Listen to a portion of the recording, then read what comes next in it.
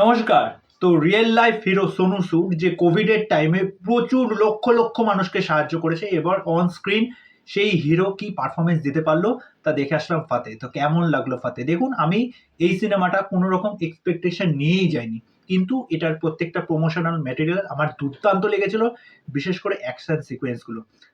প্রথম থেকে যখন দেখা শুরু করবেন, আমি আপনাদেরকে এটা হলপ করে বলতে পারি, আপনাদের জন উইকের কথা মনে পড়ে যাবে। জন উইক যেটা 2014 সালে এসেছিল, যেরকম ভাবে সোনু সুদকে এখানে প্রেজেন্ট করা হয়েছে, সুটেড বুটেড অবস্থায়, খুব সাদামাটা একটা ছিমছাম লোক। এই লোকটার মধ্যে ওসিডি প্রবলেম আছে, মানে একটু ছুচিবাই টাইপের, সবকিছু একটু পরিষ্কার করা, অনেকবার করে হাত ধোয়া, এই জায়গাটা ঠিকঠাক হয়েছে কিনা, এরকম একটা ছুচিবাই আছে। তা গল্পের স্টোরি লাইন একদমই ছোট্ট, সেটা হচ্ছে সাইবার ক্রাইমকে কেন্দ্র করে। এবার তারই পরিচিত একটি মেয়ে, সে অসুবিধার মধ্যে পড়েছে।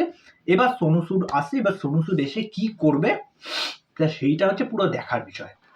আমি যদি বলে রাখি, এই সিনেমার গল্প বা প্লট বা আদার্স এমন কিছু হাইফাই কিন্তু কিচ্ছু না, কিন্তু এখানে যেভাবে একটার পর একটা সিন এসেছে, গল্পের যদি স্টোরি লাইন বা ড্রামা যদি তোমাদেরকে বলি, এবং অ্যাকশন সিকোয়েন্স যদি বলি, সেইটা তো মানে বাপ লেভেলের অ্যাকশন সিকোয়েন্স। সোনু সুদ এখানে যে লেভেলের অ্যাকশন করেছে, মানে এন্ট্রি সিনটা, ওই জায়গাটায় যা জিনিসপত্র আছে না, তোমরা দেখলে পরে তোমরা কিল ভুলে যাবে, তোমরা মার্কও ভুলে যাবে। এটা আমার স্পেশালি মনে হয়েছে। ওকে, মানে ওই জায়গাটা একটা টেবিলের মধ্যে এরকম করে ছুরিটা দিয়ে মেরে ওই হাতটা পুরো বার করে নেবে, আঙুল পাগলগুলো, ওই জায়গাটা ভাই বিভৎস। ঠিক আছে, আমি যতটুকু শুনেছি, দেখো এই সিনেমার বাজেট হচ্ছে 25 কোটি টাকা। 25 কোটি টাকায় এরকম অ্যাকশন সিকোয়েন্স দেখানো, আমি তো ভাবতেই পারিনি। মানে বাপ লেভেলের অ্যাকশন দেখিয়েছে সোনু সুদ, মানে পুরো ওয়ান ম্যান শো। সোনু সুদ এই সিনেমাটায় যে অ্যাকশন করেছে দেখবার মতো, তার ব্রুটালিটি, তার বডি ল্যাঙ্গুয়েজ, সুটেড বুটের অবস্থায় রক্তে মাখামাখি, এখান দিয়ে ছুরি মারছে মাথার এখান দিয়ে বেরিয়ে যাচ্ছে, এবং হচ্ছে ক্যামেরা অ্যাঙ্গেল, মারাত্মক ক্যামেরা অ্যাঙ্গেল, প্রত্যেকটা অ্যাকশন সিকোয়েন্স দেখবার মতো। যারা ইংলিশ সিনেমায় এরকম অ্যাকশন সিকোয়েন্স দেখেছো, আমি প্রথমেই বললাম জন উইকের কথা।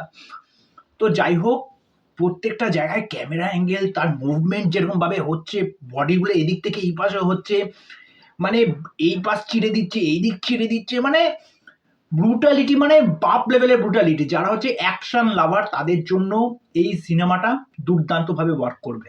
ওকে, জ্যাকলিন ফার্নান্ডেস একদম ওকে ওকে পারফরমেন্স। যাই হোক, ওই কোনো রকমে চলার মতো। সবচেয়ে ভালো জিনিস যেটা লেগেছে, 2 ঘন্টার রান টাইমের মধ্যে কোনো রকম বেকার কোনো রকম গান ফান নেই, শুধুমাত্র সেকেন্ড হাফে একটা বি পার্কের একটা গান আছে। তা যাই হোক, সেটা ইমোশনাল অ্যাঙ্গেল রয়েছে সেটা। আর এখানে বিজয় রাজ আর নাসিরুদ্দিন শাহকে যে কেন এখানে রাখা হয়েছে আমার কিছু মাথায় ঢুকলো না। ঠিক আছে, তা যাই হোক, আমার এই বিষয়টা ঠিক জমলো না। কিন্তু ডাইরেকশনের যদি কথা বলি, তার যেহেতু এটা ফার্স্ট অ্যাটেম্প, ডিসেন্ট হয়েছে ডাইরেকশন, কিন্তু এখানে পারফরমেন্স ওয়াইজ সোনু সুদ একাই খেয়ে নিয়েছে। আর লাস্টে যে অ্যাকশন সিকোয়েন্সটা আছে একটা হলের মধ্যে, ও ভাই, ওই অ্যাকশন পুরো গা ফা কাটা দিচ্ছে আমার এখনো। মানে শুধুমাত্র যারা অ্যাকশন লাভার আছো, যারা কোনো রকম এক্সপেকটেশন নিয়ে যাচ্ছ না, এই মানুষটা প্রত্যেকটা মানুষকে সাহায্য করেছে সেই কোভিডের টাইমে। শুধুমাত্র এই মানুষটার মুখের দিকে তাকিয়ে তোমরা শুধুমাত্র সিনেমাটা দেখতে যাও, ওয়ান টাইম ওয়াচ, ভালো লাগবে, পয়সা উসুল, যারা অ্যাকশন ভালোবাসো। আর এই সিনেমার যদি নেগেটিভ পয়েন্টে আসি, এই সিনেমার নেগেটিভ পয়েন্ট হচ্ছে গল্পের কিছু কিছু স্টোরি লাইন যেগুলো আছে সেগুলো খুব স্লো পেস্ট। ওকে, আর হচ্ছে যে বিজিএম কিন্তু সেরকম ভাবে আমার কাছে ওয়ার্ক করেনি। এরকম প্রচুর আমি সিনেমা দেখেছি, মানে লো কোয়ালিটির অ্যাকশন, কিন্তু বিজিএম হচ্ছে মারাত্মক লেভেলের। ঠিক আছে, বিজিএমটা যদি একটু ঠিক করতে পারতো, তা এই সিনেমাটা আরো বেশি কিন্তু পাওয়ার প্যাকড হতো। তা এই হচ্ছে আমার ফাতে নিয়ে রিভিউ। তা তোমরা অবশ্যই দেখে আসো, ফুল এন্টারটেনমেন্ট মস্তি পাবে। তা এই হচ্ছে আমার মতামত। তা চলো, আজকের ভিডিও এখানেই শেষ করছি, পরবর্তী ভিডিওতে আবার দেখা হচ্ছে। বাই।